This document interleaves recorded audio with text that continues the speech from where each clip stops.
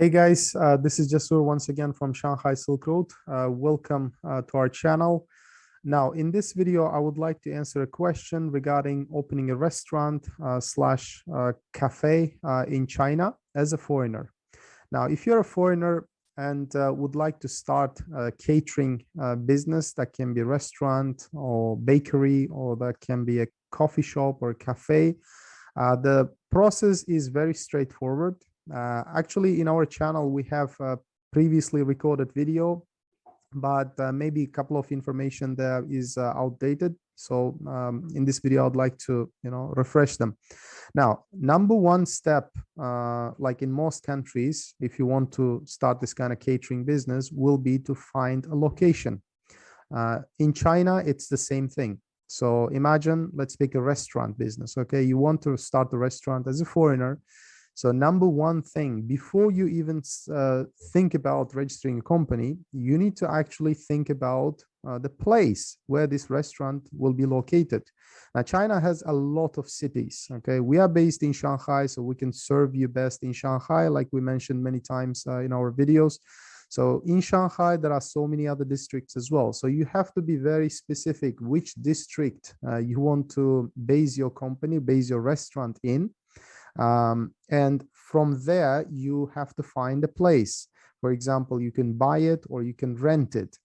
Now, the size of the place by law does not matter. Okay, it can be very small as 20 square meters or 50 square meters, or it can be very large venue, maybe 100 square meters or 2000 square meters.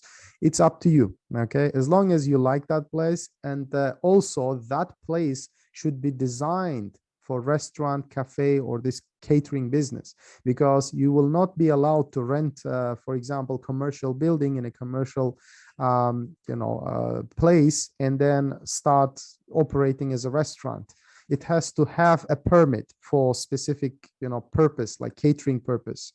All right, so how do you check it? Obviously, you speak to the landlord and you ask them this question: can we use this place as a restaurant? Is it mentioned actually in the leasehold or freehold, the building documents? So you need to be very specific on that, because sometimes the landlords might be tricky and they can trick you into signing an agreement, but at the end of the day, you will have this place where you cannot use it as a restaurant. So this is number one, guys, finding a place. And now, before you go ahead, imagine that you talk to this landlord and the place is ideal for a restaurant. But before you go ahead and sign an agreement, now you need to find a company like us to help you register a company. Now, if it's us, we will then draft the contract, okay, with your landlord, yourself, and our company. And your company, restaurant, i.e., or cafe or bakery, will be registered in that place that you want to rent. Okay, so that will be included in your rental agreement. It will be mentioned that your company will be registered. We will use that address as your company registration address, because there are some agents in China, company formation agents in China. They might actually, try to sell you this kind of registration address in exchange for annual payments. But in fact, for catering businesses, you don't need that. For catering businesses, you can directly register your business in the place you are renting, and that place will be your operational place. Okay, so this is number two. We register the company in that space, that is incorporation. And after that, we're going to go ahead and wait for your general business license. Normally, like we mentioned, in China, it takes around 10-15 business days. After we've obtained your general business license, we're going to apply for actually make an appointment with the bank account, okay, to open your corporate bank account with the bank. And now, during that process, so we open RMB account. Obviously, you will be operating in China, so it's going to be an RMB account. And simultaneously, we're going to make an appointment with tax department. We will register your company with the tax department. And after that, we will apply for your special licenses. Now, for catering business, there are several special licenses, depending on your preference, obviously, and your operations. For example, for a normal restaurant, you will need a food and beverage license to serve food to your clients. And sometimes people need an alcohol license if it's a bar, for example. But, bear in mind, to apply for alcohol license, you will need a food and beverage license first. You cannot be applying for alcohol license alone, okay? So you need to get both of the first food license and then alcohol license. At the end of the day, you will have two licenses. You cannot have alcohol alone. But food and beverage license, in here, beverage means non-alcoholic beverages. It can be obtained alone without alcohol license. All right, so this is the some different aspects there you have to consider. Now, after the special license, obviously you're ready to operate, and during this time, government officials are going to visit the venue and check for safety and security, and you will have to apply for this health standard license as well. So obviously, in this process, we're going to help you with all the licenses and permits, whatever is required for your specific type of catering business. For example, bar needs different type of permits, and restaurant and bakery. So everything will be included in the package. And obviously, like we mentioned many times in our packages, company accounting is included for the first year. And from the second year, it will be, down to you. If you want to extend the contract, we will do so. If not, then you can find another accountant. It's entirely up to you. So basically, many people ask us, can I sponsor myself work visa through this catering business? The answer is yes, you can. Because visa requirements in China, generally speaking, they are more or less the same for all these fields, catering, business, or any teaching, for example. The requirements specifically say that you need to have at least minimum bachelor's degree from a recognized university, and plus 2 years professional experience in that field that you want to operate. For example, if you establish a trading company, your experience, 2-year work experience, should be related to that, okay, to business in general. But if you want to employ yourself as a chef from your restaurant, then your 2-year experience should be related to that, to cooking or to the baking, etc., etc. If it's not related, then it will be slightly challenging to convince the immigration to issue you this work visa as a chef. Okay, maybe in your previous experience you worked as a teacher, and all of a sudden you want to become a chef in China. So that's a little bit challenging, but of course it is also possible. I'm not saying that it's not possible. There are so many foreigners here operating their restaurants, as a chef. They work in the restaurant, so it's doable, but it requires a little bit more paperwork.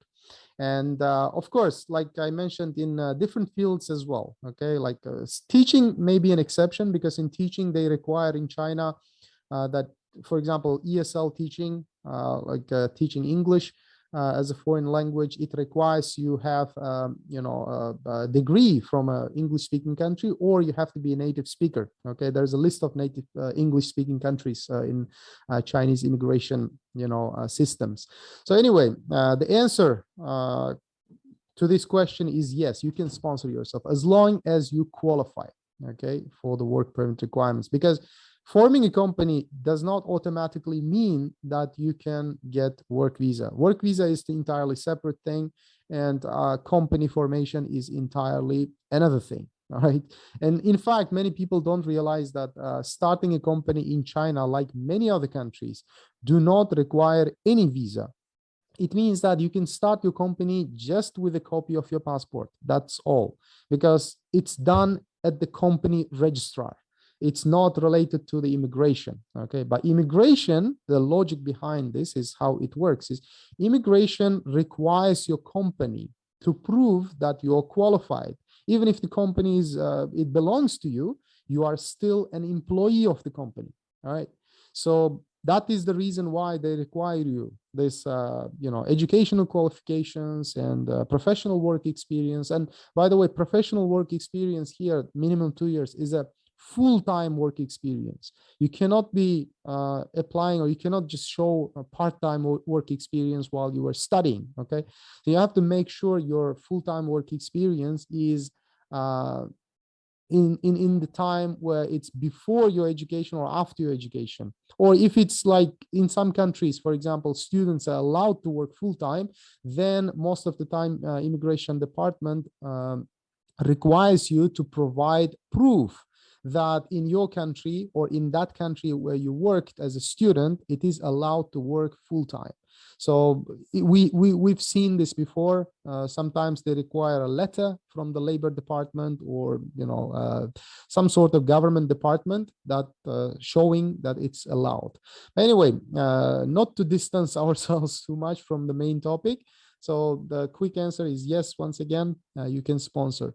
Now, next question many people ask is, especially now when it's COVID pandemic and there's a travel restriction, many people wonder if I can go to China with a tourist visa and start a restaurant and then apply for work visa after that. The answer to this question is actually no, because tourist visa cannot be converted into work visa. So what we recommend, you get a business visa instead to come to China and then establish your business and finish everything. And then business visa can be converted to work visa. And now, very important thing, like I mentioned in many videos, I would like to mention it here again. Our company does not deal with visa matters or work permit matters directly. We just share information based on the official information that is available on Chinese immigration websites. You can go ahead and check, for example, if it's Shanghai, there's immigration office website, Pudong exit and entry bureau website. You can Google it, and everything about work visa, about visas, extension, etc. Everything is mentioned there. Okay, it's not a secret. So that's the thing we are just sharing here. And in fact, most agencies try to charge you for visa, which is illegal in China. Okay, so you have to be very, very careful. Any agency promises you work visa, we always recommend you stay away from them. In fact, the immigration office actually makes it very clear every time that applicants should apply themselves without paying to anybody. Our job here to assist with company formation and obtaining the necessary licenses for your company to operate legally in China. So we can also assist you actually with put you in the right direction with some guidance and consultation, how to operate your company properly, because there are filing requirements, there are some paperwork you have to keep in mind during your tax period, etc., etc. So this is our job here. Okay, we apply, we send our stuff with you to some departments for company formation. Also, we can assist you with opening a bank account here in China. But the rest of the things, we put you in right direction, especially with visa matters. And we ask our clients to do the visa applications entirely themselves, because this is what the immigration requires. All right. So all in all, guys, starting a catering business is not very hard in China. It's just like any other country. The time probably is a little bit more. Maybe it takes a little bit more than other countries because of bureaucracy and stuff. But despite that, it's very straightforward. In total, it takes around 1 month, 1.5 months. We're talking about business days. And after that, you will have your restaurant, bakery, or catering business up and running. So I hope this video is helpful, guys, for those who want to start the catering business in China. If you have any questions, please feel free to contact us. Leave your questions in the comment section below, and we will be happy to hear from you. See you next time. Bye.